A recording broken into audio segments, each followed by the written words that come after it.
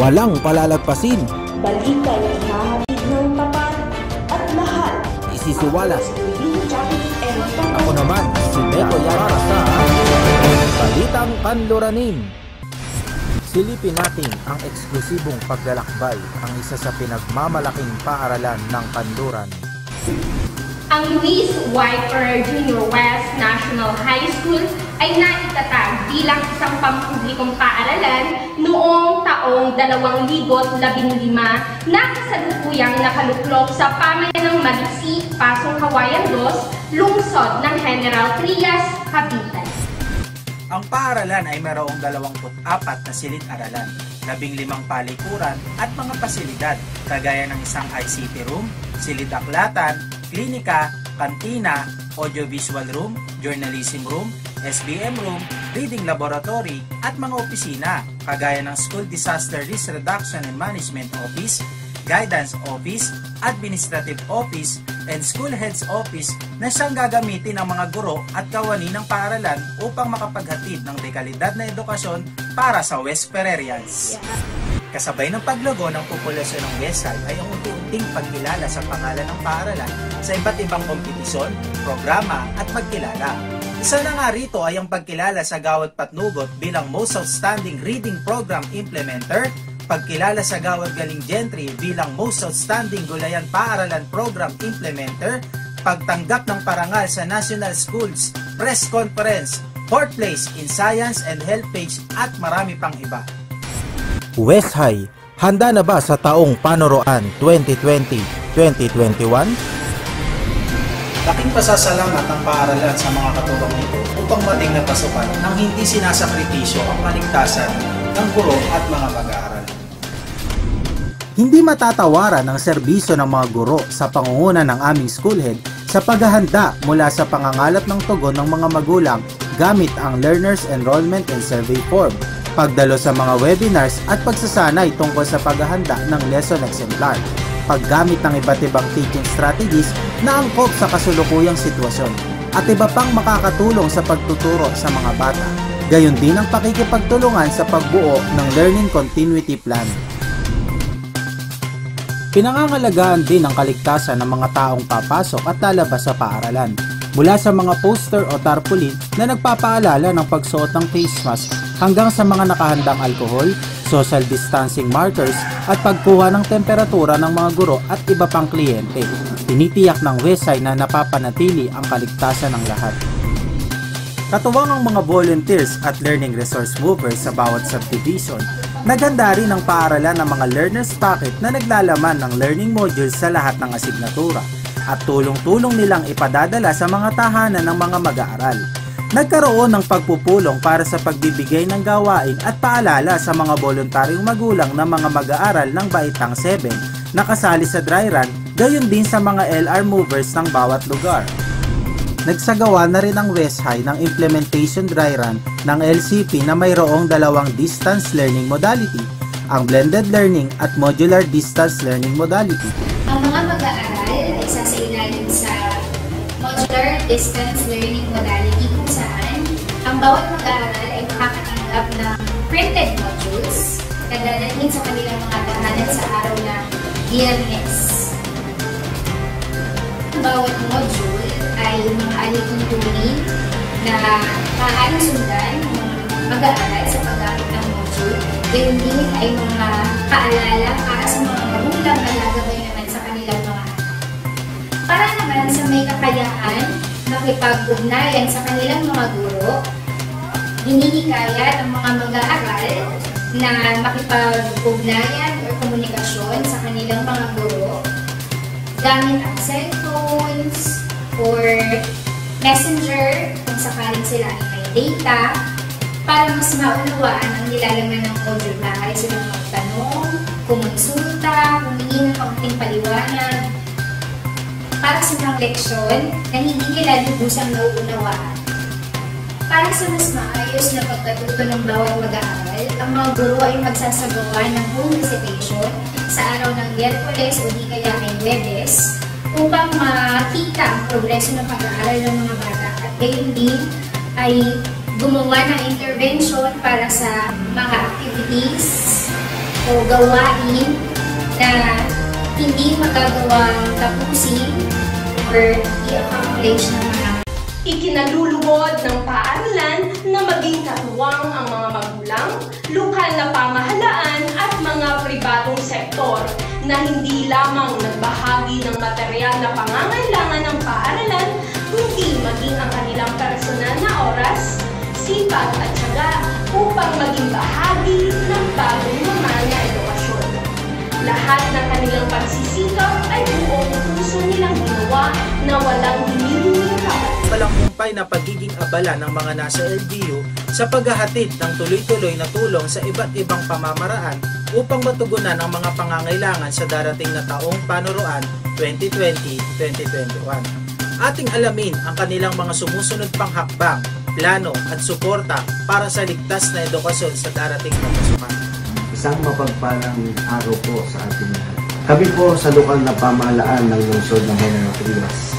Sa pangunguna po ng ating pong minamahal na Mayor Oni Ferrer, Vice Mayor Moritz Sison, at lahat ng miyembro ng Sangguniang Panglungsod kasama si Congressman John Del Ferrer, ay patuloy pong nakikiisa para po sa ating Eskwela 2020. Bagamat alam po natin na iba ang pamamaraan ng pagsalubong natin sa taong panuruang 2020-2021, sa halip na walis, martilyo at pintura ang ating mga hawak para mabigyan ng maayos at malinis na silid-aralan ang mga bata sa pamamagitan ng taong ng Brigada Eskwela. Tayo po ay kinakailangan na manatili sa loob ng ating mga tahanan para na rin po sa kaligtasan nating lahat. Gayunpaman, tayo pong lahat ay hinihikayat na makiisa, kasama po ang ating mga guro, mga magulang, mga mag-aaral at mga volunteers para po sama-sama nating malabanan ang hamon ng COVID-19 sa ating pong buhay. Muli po, isa po mapagpalang araw sa ating lahat. Mabuhay po tayong lahat at mabuhay ang mga kabataang Gentle sa inyo. Maraming salamat po. Isang magandang hapon po sa inyong lahat. Una po sa lahat, nais ko pong batiin ang ating Division Office, Deputy General Trias, sa pamumuno po ng ating SDS, Dr. Doris Estrella, sa lahat po ng mga punong guro, sa mga school heads, sa mga estudyante, at syempre po sa mga magulang. Muli po, isang magandang araw po sa inyong lahat. Kami po sa lungsod ng General Trias sa pamumuno po ng ating Mayor Oni Ferrer, Vice Mayor Moritz Sison, katulong po ng ating Congressman John Del Ferrer, 10 po ng Sangguniang Panglungsod ng General Trias ay bumabati sa inyo ngayong school year 2020-2021. Alam po natin na tayo po ay may hinaharap na pagsubok o pandemya hatid ng COVID-19. Sama-sama po tayo, tulong-tulong po nating lampasan at labanan ito pong pandemic at pagsubok na maharap sa atin. Sa mga guro po at sa lahat po ng mga teachers dito sa General Trias, saludo po kami sa inyong devotion at sa pagtuturo at para matuto ang ating mga kabataan at estudyanteng General Trias dyan sa inyo.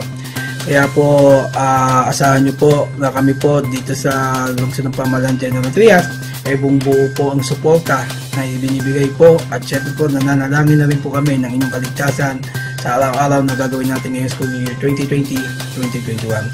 Kaya po dito po sa lungsod ng General Trias, handa na po kami sa school year 2020-2021, handang miisip, handang bukas.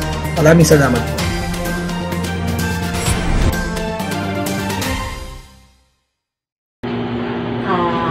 Sa mga masisipag na guro na pamunuan ng mga paaralan sa Pasong Kawayan 2, ang Luis E. Ferrer Jr. West High School. Sa pangunguna ni Ginang Nanet Salvador, Officer in Charge, mga kinatawan ng iba't ibang organisasyon, kapwa ko opisyal ng barangay, mga kababaihan, mga mag-aaral, mga magulang, at mga kabarangay. Isang magandang araw po mula sa pamunuan ng Pasong Kawayan 2, General Trias, Cavite. Ang inyong pong lingkod, kasama ang buong pamunuan ng barangay, ay naniniwala sa kahalagahan ng pagpapatuloy ng edukasyon para sa ating mga mag-aaral. Kami ay saludo sa kagawaran ng edukasyon sa pagtataguyod. Pagtataguyod ang pagbubukas ng klase sa kabila ng ating pandemyang kinakaharap. Kaya naman po ang pamunuan ng barangay Pasong Kawayan 2, General Trias ay patuloy na sumusuporta sa gawain ng ating pamunuang lokal ng kagawaran ng edukasyon upang makapag-ambag ng tulong para sa nalalapit na pasukan.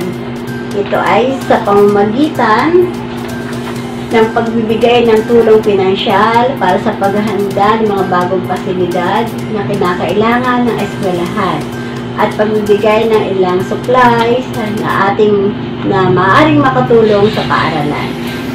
Sa kabila ng mga dumating na pagsubok, ang mga kalamidad at kasalukuyang pandemyang COVID-19 na ating kinakaharap ay patuloy pa rin nating isa sa katuparan ang pagbibigay ng kalidad na edukasyon sa ating mga mag-aaral at naglalayong mapanatili ang kahandaan sa panahon ng new normal tungo sa kalidad na edukasyon para sa kabataan.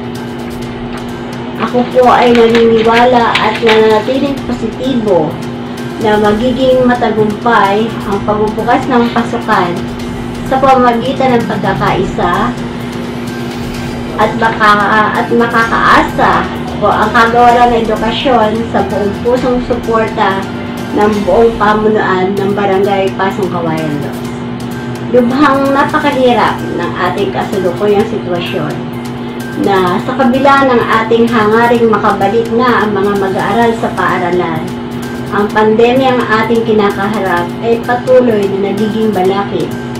Kaya dagdagan natin ang pag-iingat at pagdarasal sa Panginoon na tayo'y maging ligtas. Panatilihin natin ang palinisan sa kapaligiran at sa ating katawan. Ugaliing maghugas na mabuti ng kamay, iwasan ang paghawak sa ating mata, ilong at bibig, lagi magsuot ng face mask, panatilihin ang social distancing, at sundin ang tinakdang curfew hour sa ating lugar. Muli, nais kong pasalamatan ang mga masisipag na guro at ang inyong pamunuan at ang ating pamahalaan sa pagsusumikap na masolusyonan kung paano maipapatuloy ng mga bata ang kanilang pag-aaral sa kabila ng kinakaharap nating pandemyang COVID-19. Ako po at mga kasamahan sa Sangguniang Barangay ay nakikisa sa inyong mabuting hangarin sa abot ng aming makakaya. Anuman po ang pwede naming itulong, kami po ay handang tumulong at magparating ng suporta. Bilang pagtugon sa pangangailangang pangkaligtasan, kami po ay naghanda ng alcohol at face mask para sa inyo. Hangad ko ang tagumpay ng bawat isang mag-aaral. Ang tagumpay nyo ay tagumpay ng ating barangay. Dahil dito sa Pasong Kawayan 2, handa na kami para sa school year 2020-2021. Handa isip, handa bukas. Dito sa Pasong Kawayan 2, handa kami para sa school year 2020-2021. Handa isip, handa bukas. Nagkaroon kami ng pagkakataon ng makapanayam at mahingan ng kanilang saloobin ang ilang mga magulang at mag-aaral na kabilang sa ginanap na dry run. Pakinggan natin ang kanilang karanasan at saloobin sa nangyaring dry run. Atin na rin silipin ang paghahanda nila sa kanilang mga tahanan upang makasabay sa bagong paraan at sistema ng edukasyon.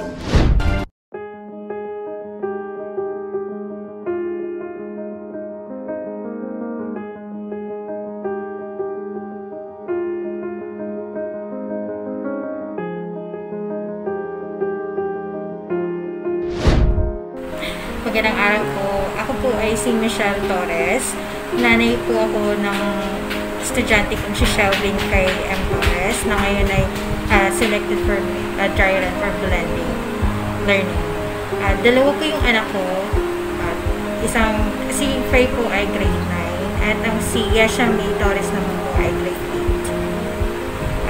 8. Regarding po sa kasalukuyang nangyayari ngayon na ongoing na pandemic, nahirapan kami sa unang-una yung sa trabaho ko. Kailangan namin ng internet connection at that time lockdown. Ang hirap po pakabit kasi we're using wifi lang at that time. Tapos, yun, mabuti naman po na may Good Samaritan na nakakabit kami. We're using PLDT right now. Kaya pinili ko na lang po yung blending kasi mas okay po sa anak ko yun. At the same time, hindi na rin po mahihirapan. Makaiwas na rin sa paperworks. Tapos, sa ngayon po, okay naman po. Basta stable lang yung connection para sa learning. Regarding po, bago po magsimula yung dry run, sinabihan na po kami na kailangan yung estudyante may Google account sila. Kailangan pangalan nila talagang nandoon, picture nila. Tapos meron silang sariling GC kung saan nag-update sila regarding sa mga link. Kasi we're using Google Meet, Google Classroom, Google Forms. So, doon nakikipag-communicate yung mga teacher sa estudyante nila. Ginaguide ko naman yung anak ko paano how to open the app, to log in. Pag-o-open ng mga files na kailangan niyang i-edit, kung kailangan niyang mag-download ng apps para lang pag-view kami ng form. Yun po. Tapos, numbers. Nung na-enroll ko yung anak ko, tinawagan talaga ako ng teacher. Tapos, namili na rin. May mga survey ko silang pinapasabihan para everything is documented. 2021, masasabi ko na it's a new normal. Ang pandemic kasi wala pa hanggang ngayong lunas. So, kailangan natin masanay. Gumawa ng paraan. Hindi tayo pwedeng tumunganganta maghintay ng lunas. Kailangan ang buhay ito patuloy pa rin. Tumatakbo pa rin yung oras at panahon. Hindi ibig sabihin kailangan tumigil din ang pag-aaral ng mga anak. Kung meron namang internet at sana maging smooth to at maging maganda, mas okay. May panlaban tayo sa pandemya. Ng pandemya, nagpapasalamat po kami sa Department of Education na sinusulong na ipagpatuloy pa rin yung pag-aaral kahit sa gitna ng crisis. Sa mga teacher po na namumuno sa school, thank you sa pagsisikap at saka pagbubuo ng curriculum na to para mapatubayan natin ang pandemya. Nagkaroon po ng pandemic, ang madalas ko lang pong ginagawa is nanonood po ako ng mga videos na may matututunan po ako kahit papaano. Tapos nag-try din po ako sa astronomy. Paunti-unti ko po yung inaaral pero hindi ko po muna pinupush masyado kasi ngayon nga po nag-online class na po kami. Tapos nag-aaral din, nanonood din po iba't ibang videos, lalo na po yung mga gumagamit po ng mga language na English kahit paano po may input ko po yung English, yung pagsasalita ko sa English at yung kaalaman ko about sa English. Mas napili ko po yung blended, hindi lang po dahil sa decision po ng mama ko, pero gusto ko rin po kasi gusto ko po yung may nagdi-discuss po sa akin. Minsan po kasi pagbasa-basa lang po ako, hindi ko po masyadong maintindihan. Mas gusto ko po yung may nagdi-discuss. Tsaka din po para malaman ko rin po yung idea ng ibang tao about dun sa subject na yon or dun sa aralin namin. Ang masasabi ko po is, ayos lang naman po. So far po, maayos naman po yung nangyayari ngayon sa online class namin. Ang masasabi ko lang po is, thank you po sa mga teacher pati po na tumutulong po sa amin sa ginagawa namin ito ngayon. Sa tingin ko naman po, kaya naman po namin kahit may pandemya. Wala naman pong imposible. Basta sa Diyos po. Hindi po tayo binibigyan ng Diyos ng problema na hindi natin kaya magpasan. Pagsalali ko po sa dry run is okay po yun kasi po mas maaga ko pong malalaman kung ano yung mga kakaharapin kong problema, yung mga dapat ko pong matutunan. Kasi po, katulad po niyan, gagamit po kami ng mga apps na bago lang po sa amin kasi madami po rin gagawin doon para ipasa yung assignments, kung paano sagutan. Kaya ayun po, mas maganda po yung ginawa po ng school na nagpa-dry run din po sa amin para po na-share din po namin yung nalaman namin or yung na-experience namin sa dry run sa mga iba po namin kaklase o mga kaibigan na papasok din po ngayon sa school.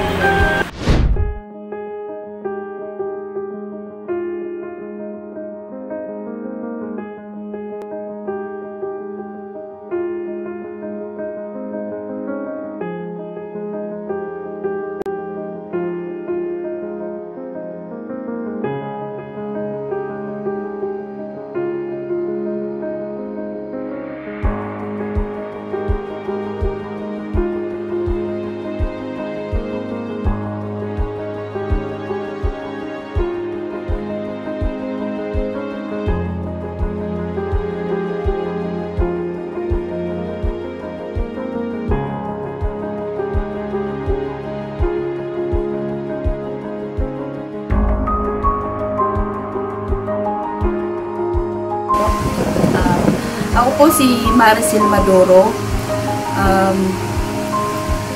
May anak po akong 3. Lahat po sila estudyante, isang grade 11 at isang grade 7 at isang kinder. So yung aking estudyante po ngayon ay si Mark Jolan. Grade 7 po siya at kasalukuyan ko po siyang in-enroll sa modular. Modular po ang pinili ko para kahit po paano, safe pa rin po sila. Safe pa rin po yung anak ko kasi nasa bahay. Pag modular, mapupokus niya po yung kanyang gagawin sa pag-aaral. Kahit po maraming distraction, siguro po kailangan ko lang po talagang igabay yung anak ko sa pag-aaral na para kahit po paano matutunan niya po yung gagawin niya. Sa ngayon po, ako po sa bahay lang nag-aalaga at gagabay sa mga anak ko. So wala po akong income. Bali asawa ko lang po ang trabaho. Kasi inisip ko po na kahit po may pandemic, ay meron ng paraan sa pag-aaral sa pamagitan ng modular dito lang sa bahay. Kahit paano matutunan. Ang isa po na tambay lang dyan, puro laro. Masasabi ko sa modular distance learning, para sa akin po mahirap kasi parang ako rin, pati ako parang mag-aaral din ulit. Siyempre gagabayan ko yung anak ko sa pag-aaral niya. Ang kagandahan naman, kahit paano ganito, na may pandemic, may matutunan yung anak ko. So, ngayon, sa first day niya, una, gising siya ng maaga, pinag-almusal ko, naligo siya ng maaga, pinag-almusal ko, and then, niready ko siya para paano niya umpisan yung kanyang gagawin bilang mag-aaral sa modular. Malaki po talagang pagbabago kasi una-una yung oras, yung schedule ng anak ko, imbes na focus siya doon sa school. Parang dito kasi iba pa rin yung nasa bahay. Hindi parang po ako yung, kahit paano yung gagabay ako. Mahirap po kasi sa akin, sa part ko, kasi parang hindi ko pwedeng hayaan yung anak ko na mag-aaral na mag-isa dyan eh. Kasi una-una malayo siya sa school. Walang teacher na gumagabay sa kanya. So bilang nanay, ako muna yung mag-guide sa pag-aaral niya. Unang-una po, nagpapasalamat po ako sa DepEd, kay Ma'am Nanet Salvador, OIC po siya ng West High, sa mga guro po, LGU, at sa mga volunteers na naghahatid po ng mga module sa mga bahay-bahay ng mga estudyante. Nagpapasalamat po ako kahit paano po sila po yung gumawa ng paraan para po may pagpatuloy pa rin po nila na may matutunan po yung mga estudyante ngayong 2020. Opo, si Mark Jolan Maduro. Napili ko po yung modular kasi po, safe pa rin po kahit sa bahay ko. Matutunan po, hindi ko balik-balikan yung mga sa akin. Ang pasukan ngayong taon ay talaga namang kakaiba sapagkat mangyayari ito sa gitna ng pandemya. Maraming bagay ang pinabagal at pinahintay ng pandemya nito. Pero hindi ang edukasyon. Naniniwala ako na ang edukasyon ay dapat na magpatuloy. Oo, mahirap, pero hindi imposible. Magkakaibaman tayo sa estado sa buhay, pero pare-pareho tayo sa isang bagay. At lahat tayo gusto magpatuloy ang pagkatuto ng kabataan. At dahil dyan, magkakasa tayo. Unawain at unan natin ang pagkukulang ng bawat isa. At sa ganitong paraan, mapagtatagumpayan natin ang edukasyon sa gitna ng pandemya. Walang salitang sasapat upang maipabatid ang taus-pusong pasasalamat sa inyong lahat, maging sa ating Panginoon. At sa gitna ng ating pinagdadaanan dulot ng pandemya, patuloy na uunahin ng paaralan ang ligtas na edukasyon para sa ating mga minamahal na mag-aaral. Ako si Maricel Maduro. Ako si Mark Jolan Maduro. Si Michelle Torres. At ako naman, Shelby Torres. Handa na kami para sa school year 2020-2021. Handang isip, handang bukas. Ako po si Ginang Nanet Salvador. Handa na para sa school year 2020-2021. Handang isip, handa bukas.